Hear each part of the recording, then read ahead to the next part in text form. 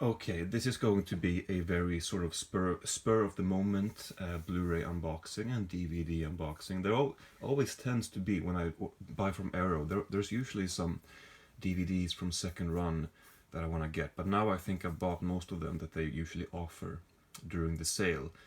But yeah, so this is my second order from the Shocktober sale, and now I think they have another sale going. It's like somebody commented, people who buy from Arrow outside of the sale, well, it was an unflattering comment, and beyond the new releases, of course, I can sort of see the point. It's they have the sale so often that it's sort of pointless to buy outside of it. I must also apologize for the presentation here. I literally spent 1 minute trying to tidy up, but this is just the end of my bed. Like, it's not, you know, I'm sorry about the amateurishness here, but yeah, the angle is not perfect, but I wanted to make an unboxing here. Once the Blu-rays are out, they will be properly visible, properly displayable. Anyway, this is yeah, I usually I tend to be a little bit greedy with my time in terms of unboxing, in terms of this stuff. Like, I like spending time just like, so today, for example, when I come home from running a couple errands, which used to be maybe a little bit cozy or pleasurable to run errands and then come home into the warm during the winter, whatever, fall. Nowadays, there's just paranoia everywhere you go. It's not really fun to be anywhere at all. So I'm happy to be home, and I usually, when I come home like this, in a situation like this, I always think to myself, when I have a package like this that I've picked up, like, I could make an unboxing of this, but I don't really want to, because I don't know, I just like sitting down in my couch, putting on a YouTube video or a TV show, just something that I'm familiar with, and then open it up in my lonesome. I don't always feel like, oh, let's present something. But today, for whatever reason, I really felt like doing that. And I know people enjoy it, so I feel like I should do it maybe more often. Anyway, also another reason why I wanted to open this on camera is because I wanted to display the very poor packaging here. And you can, this is from Arrow. I mean, if you order from Indicator, even if the packaging, even if whoever delivered this package has been, you know, violent with it, they have usually packed the Blu-ray so tight that unless you're really unlucky, it's not going to affect the content or the condition. But Arrow, I'm not sure that they always go to the same length. And if I just shut up for a moment and I do this, I'm not sure if you can hear the space, but if I do this, you can see that there's quite a lot of space here, and on all four sides. So a little bit worried about the condition of these. I don't think there's a lot of limited editions. I think most of these are Amaray cases, I think. Well, we'll open up and find out. Yeah, so this is, like I said, the second Shocktober order for me. I've really bought from Arrow a lot this year. I think 3 big orders from Arrow, and this being the third, and definitely last, because I think it's going to be a little bit difficult for me to afford movies in the same way from here on out.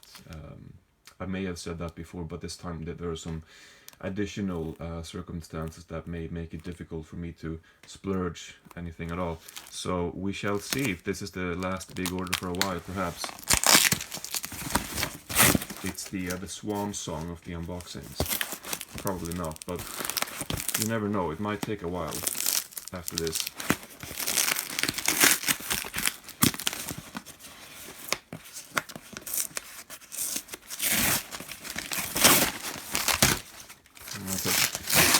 Okay, so yeah, so they have some of this, but that's it, and then some of this down here. That's it. Yeah, that's all the packaging, additional packaging. So I'm not happy with this packaging. I do think people, you know, they in my opinion, maybe people they exaggerate a little bit when they complain about packaging. Oh, there should be double bubble wrap around every title. No, it really doesn't have to be that to that extent. But I honestly think they're going to be fine. I can't see any damage here, and there's usually no damage, to be honest. Some of the cases may be cracked. I mean, we'll see. Maybe I'm gonna eat my own words here. But yeah, this is definitely too poor, and I think they should step it up maybe. Deadly Manor. So this is directed by so this is directed by the same guy who did right here, Edge of the Axe, which I spoke about in my most recent update, and I mentioned this one. And here it is. So looking forward to that. You know what, I'm going to do the horror stuff first, because there's a lot of varied stuff here. A lot of horror, and then there's a lot of sort of second run foreign stuff. Beyond the Door, the limited edition has sold out, and so now this is available. You can kind of tell, I'm not sure if it's visible on camera, but you can tell that the Blu-ray itself, it's kind of dusty. It's a little bit, you can tell that maybe the cellophane here, whatever, has some scratches or some wear to it, so it doesn't look, it looks like a Blu-ray that's been sealed for a very long time, but this is a new release, so I'm not sure why it looks like this. Anyway, Beyond the Door. Here is Madman. Yeah, so I really like getting the horror stuff from Arrow, the 80s horror in particular. Here is the Mutilator. I don't have much to say about this. I'm guessing it's going to be a fairly short unboxing, but I'm going to return to them when I've seen them as always. Okay, here we have another one. Madhouse. I know nothing about this, but I am willing to go in blind with Arrow horror. Okay, I'm just gonna go with include this one here now, because it's Arrow, and it's sort of maybe is this genre? I haven't seen it. Maybe I've seen parts of it many years ago. Although I know, actually I don't think I have. I've been thinking about this recently quite a lot. That when I say recently, I'm talking about for the past couple of years. That I really want to see more Terry Gilliam stuff, and I want to rewatch his films. I want to get the criterions of The Fisher King and Jabberwocky, and I've seen those before, but I want to watch them again, and I want to watch Brazil again. And I want to watch this for the first time, and there's probably other stuff that he's done that I haven't seen. I'm also very intrigued, very interested in delving into the special features, because I'm pretty sure he does commentaries for most of it. Yeah, there's a commentary with him and a co-writer here. There's introduction. There is a 45-minute documentary on the making of this, another making of, a couple of the featurette interviews. So it seems to me that the Terry Gilliam home media is usually pretty generous with special features, and I mean, not just because I'm a Monty Python fan, but just because he's a great speaker. He's a great sort of he's a great speaker. He can capture your attention pretty easily. So I'm looking forward to listening to his commentaries, because I don't think I've ever done that. There's a lot of stuff that I've missed out on in terms of commentaries. Like nowadays, I listen to everything. I don't. Okay. I at least check every commentary out, and if I like it, then I'll listen to the whole thing, whatever. But if there's somebody that I know, that I'm aware of from before, I will most likely listen to the commentary, and that wasn't always the case, because I used to sort of prioritize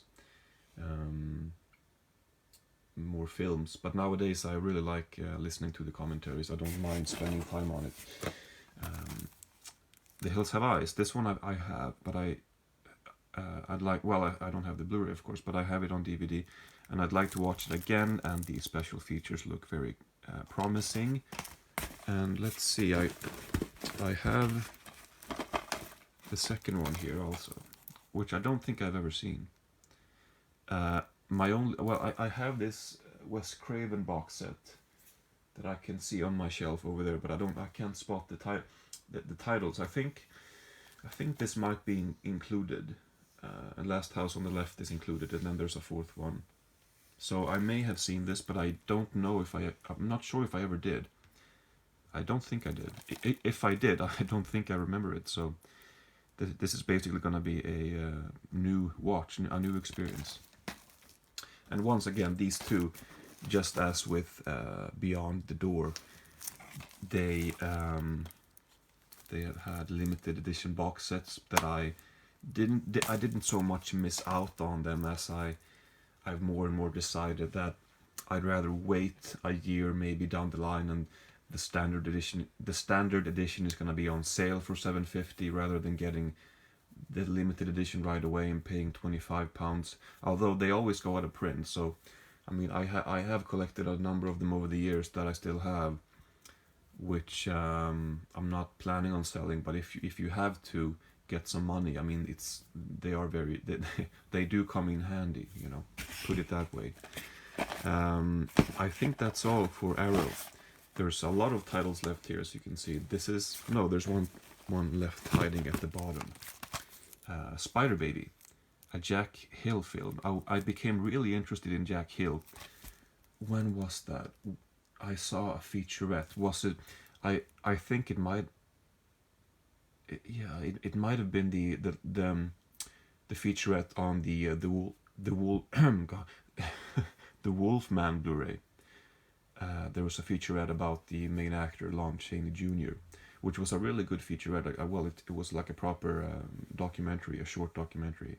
And I think Jack Hill was interviewed in that documentary. Yeah. You know what? Lon Chaney Jr.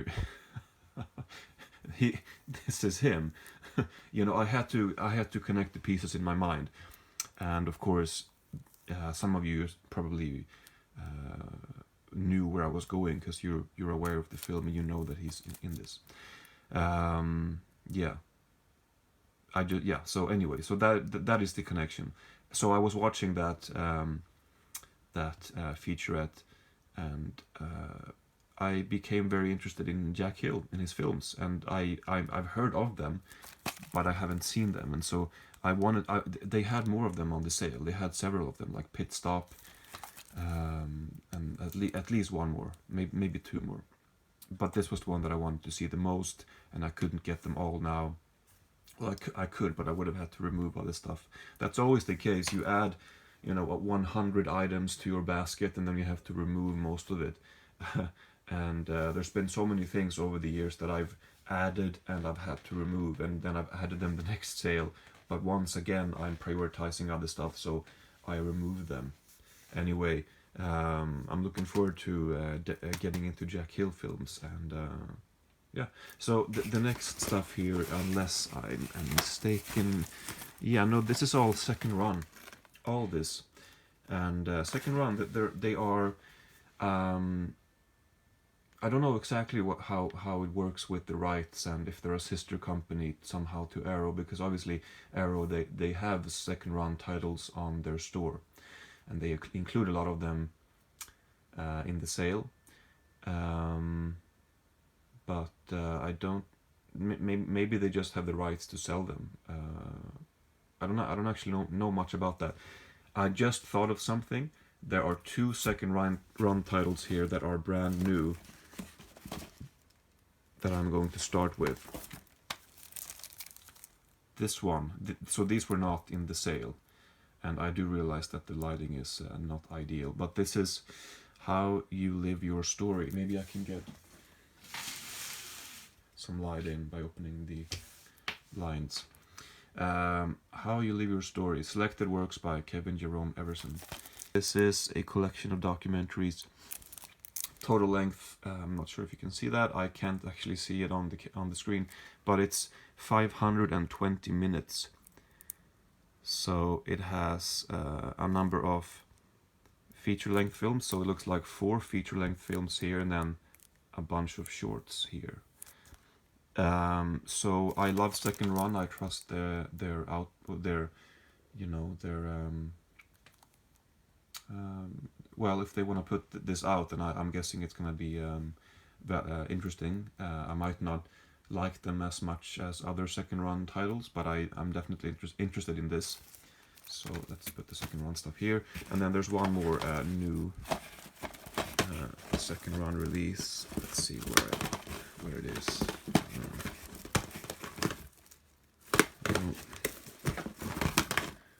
There it is. This one I can't wait to see. Goodbye Dragon Inn, filmed by Simon Lang. Can't pronounce his name obviously very well. This is a Taiwanese director, I believe. It says in Taipei City, so I assume that he's Taiwanese. Although it says language Mandarin, maybe they speak. I should know this. I don't know. I don't know. I just don't know. If they speak, do they speak Mandarin? I thought they spoke Taiwanese. I thought that was a different language. It says language Mandarin, so I'm really showing my ignorance here.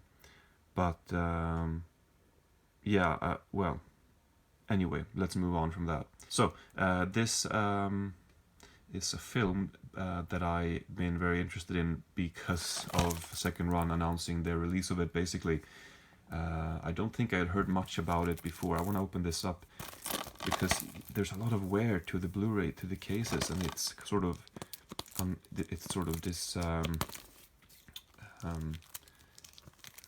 what's the word? What I was gonna say unsettling. I guess it is maybe to a Blu-ray collector. You don't want that damage to be on the actual case or on the cover. You just want to make sure that it's not, because most of them actually kind of look like this. I don't know if it has something to do with the fact that there's holes in the box and it's cold outside. It's been shipped and not handled very properly, perhaps. So maybe that's stuff has gotten in and messed with the covers. I don't know, but the cover looks fine here, so I don't think I have to worry too much. But yeah, so I saw one film. Well, let's finish my thought first. I may have heard something about this director before Second Run announced this Blu-ray, but not much. I basically know about this because of them putting it out, and I looked it up, and I sort of feel like I've been aware of this film to some extent before, but either way, I decided that this is going to be a day one purchase. I think I'm going to really like this very much. So yeah, I mean slow Asian cinema is usually my thing. I've found out, but yeah. So I was going to say also that I've seen one film from this director, and speaking of slow, it's called Journey to the West, and it's a film in a series, the Walker series. I think the first film in this series might actually be titled Walker, but it's a series in which an actor who, when I watched Journey to the West, I thought that we were looking at a real monk, a real ritual, but he's sort of walking extremely slowly, one step after the other, and it's like 50 minutes of I don't know, maybe 10 shots of him walking through the city of I think it might have been in France. Nice, was it Nice or not Paris? I don't think. I don't remember, but I think it might have been in Paris. I mean, in France. But yeah, there's something oddly captivating about that film. A very mesmerizing, slow film that really just went by its own pace completely, which was very obvious, obviously, because of the main character. But there was something very nice about that, and I like slow films. I don't think this is gonna be as slow as that, but that's the only one that I've seen from this director. So I hope that. I mean, second run, they focused. I have a pretty good chunk of their catalog now, but there's a lot that I don't have, obviously. And they have focused a lot, it seems, on on European and Eastern European cinema. But if they want to go in this route, in this direction next, putting out a lot of Asian works, then I would be very delighted about that. So here's hoping. I mean, they put out stuff from all over the world, including the UK and obviously the US with this. So I support that diversity, but there's a lot of Asian cinema that I've been interested in seeing, and then, you know, I haven't found a good release of it. So if they can get the rights to some of these films, then I would be happy about that. I realized that you can import some of these from maybe like Korean companies perhaps that are English friendly, but it tends to be a little bit too expensive for me. So I'm very thankful if they can get the rights to some of that stuff. Okay, so recently I've been watching quite a lot of Czech New Wave, and I have a few of them here. I wanted to get some more. So A Blonde in Love and Black Peter, 2 films by Milos Forman, before he sort of escaped the clutches of socialism or communism, and went to the he escaped to the US, I think, together with Ivan Passer, another Czech director. But before he did that, he made a few films, and these 2 he made in I feel like there should be the year of the... Okay, it's on the spine, yeah, so I should have realized that. 63, 65. And as usual with these Eastern European films, we have featurettes from Michael Brook, which is always very appreciated, and here he is again. So, yeah, he knows his stuff. He's definitely an authority on Eastern European cinema, and one to listen to if you want to learn more about the films and the historical aspects to the films. I have one film here by director Juraj Herz. Not pronouncing his name properly, I don't think. The Cremator. This one I've heard a lot about over the years. This is one of those films that it sort of preceded. I mean, the reputation of this film reached me before I knew what the Czech New Wave was. Before I'd even heard the term, I think. So this one is very famous, very well known, usually ranked as one of the best in the Czech New Wave. So I'm really looking forward to this. Once again, I think I saw Michael Brook's name here. Maybe not. No, I guess not. Sorry. I thought his name showed up here, but then it's gone. Anyway, I have to say that I've seen a lot of Czech films that I haven't spoken about yet. They're actually right next to me up here. So I have seen one of his films. I suppose I could mention that now. And then I'll come back later on and talk more extensively about them, perhaps, or well, at least more about them. I saw a film by this director, Juraj Herz, called Morgiana, which I liked very much. And I've seen a film by Milos Forman as well called, well, obviously I've seen some of his American films, but I've seen his Czech film, The Fireman's Ball, which was really funny and entertaining and endearing and kind of melancholy towards the end. So yeah, at this point I think I'm willing to buy anything from Second Round if it's from Czechoslovakia, because it's really interesting stuff. They really had great ways of expressing themselves with cinematography and editing and colors, and experimenting and playing around with all kinds of tools. Here is another one by a director, Vera Chytilová. I'm butchering her name. I feel like I should have learned by now because I've seen so many featurettes and listened to audio commentaries and watched this extensive documentary that I'm also going to talk about in a future video called Checkmate, which was a documentary about the Czech New Wave. So I've heard her name being pronounced properly many times, but for some reason I can't seem to remember the ch sound here, but I've seen her film Daisies, so I will be talking about that a little bit more later on as well. But this is Fruit of Paradise. It's on DVD. £5 for this. I don't think this is out on Blu-ray in the UK, so the DVD is fine.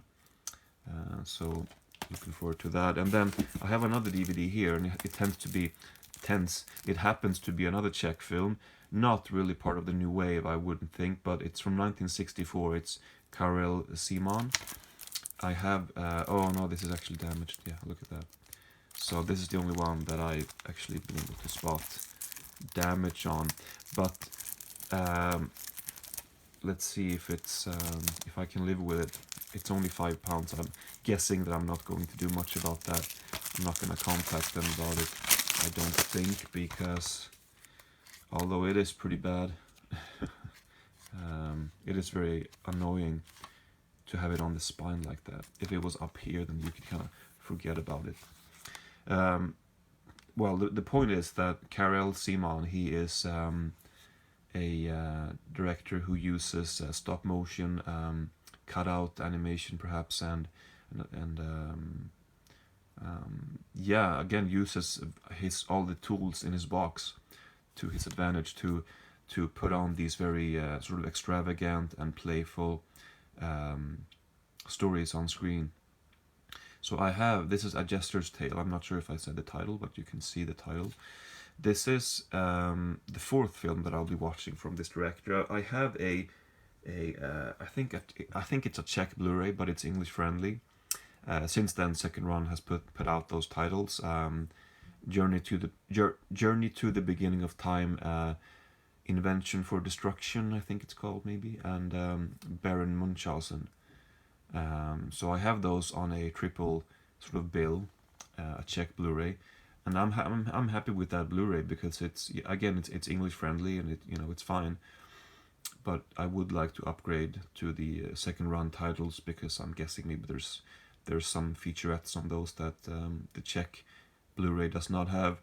It may be the case where the Czech Blu-ray actually has featurettes that aren't on the Second Run Blu-rays either. So that's like a collector's wet dream to be able to complement two releases. Like, this release has exclusive stuff, this one does too. I'm gonna keep them both.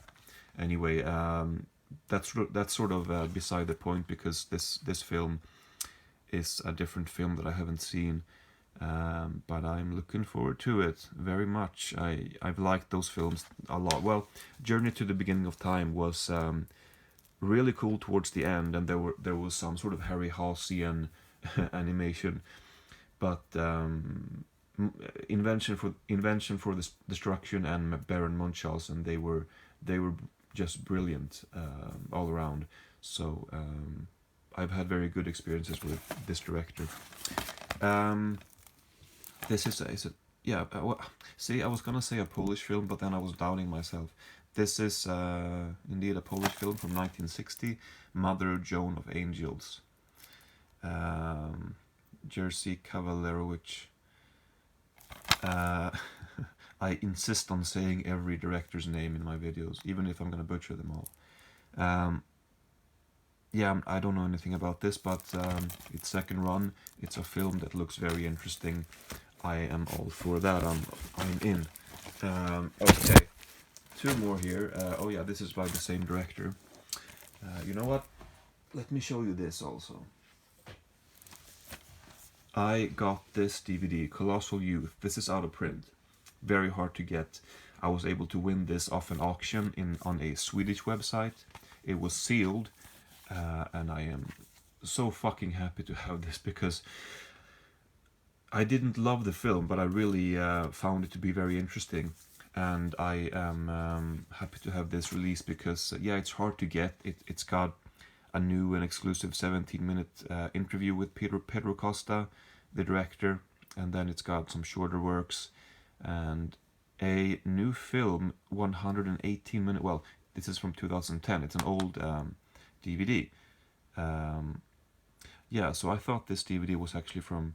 No, okay. So the DVD is from 2011. So yeah, the film is from 2010. The documentary. I am very much entangling myself here in my own words. I was gonna say that I thought the DVD was from 2006. So how is the documentary from 2010? But that I'm not sure why I would think that, because I do know that the film is from 2006. The DVD came out in 2011. I should really cut all this out. Anyway, this film, after I won this, and I was going to buy from Arrow, I wanted to get these two because, because they're sort of related. I mean, this is the same person who sort of plays a version of himself, and I think maybe he appears here, and I think she appears in this one.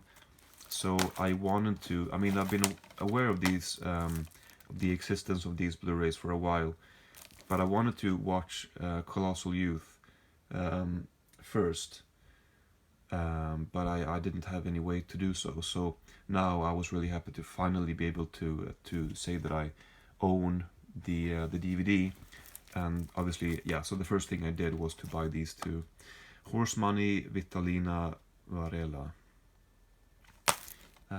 These are from 2014 and 2019. I mean, it just hit me that this one is actually not part of the sale either. This is another new one that I paid full price for. So I lied before when I said that I had two new releases. This is new as well. Yeah, so I didn't love Colossal Youth, but I think that it's a deceptively easy film. There's a lot in this film that may not be immediately evident, and so maybe rewatching that would be a good thing to do.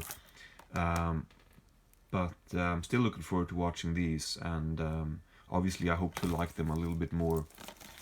But even if I don't, it might just mean that I'm not ready for them yet, or it could mean that they're just not my cup of tea. Maybe I thought that I would like them better, and that's fine. It's still great to watch new films that you've been wanting to see. I try not to be disappointed by films anymore. You may not like them as much as you thought you would. If you've been building this up over the years and then you watch them and you're like, this is not really what I was expecting. I prefer to take the approach of, but I'm really happy to have seen it, or I'm sure if I try harder, there are some things about it that I can like if I look for them. I suppose that's it. I think this is the biggest haul, not including this one, of second run that I've ever bought.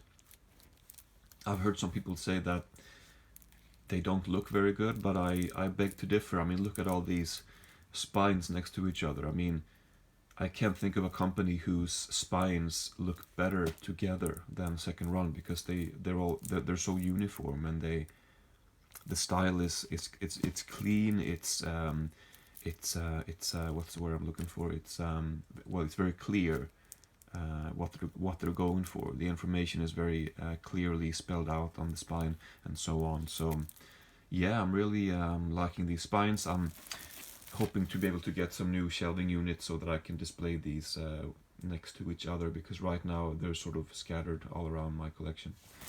And then the Arrow stuff. So this minus Tideland and perhaps Spider Baby. I'm not sure if this is horror exactly, but this collection offered a lot of horror stuff and a lot of Czech films, including some Portugal, USA, Taiwan, and Poland. So I suppose when I was discussing this, is this a Taiwanese film? I could have just looked on the spine, but I forgot about it. Okay. That is simply the best I can do right now. That's gonna have to do for the unboxing. And alright, thank you.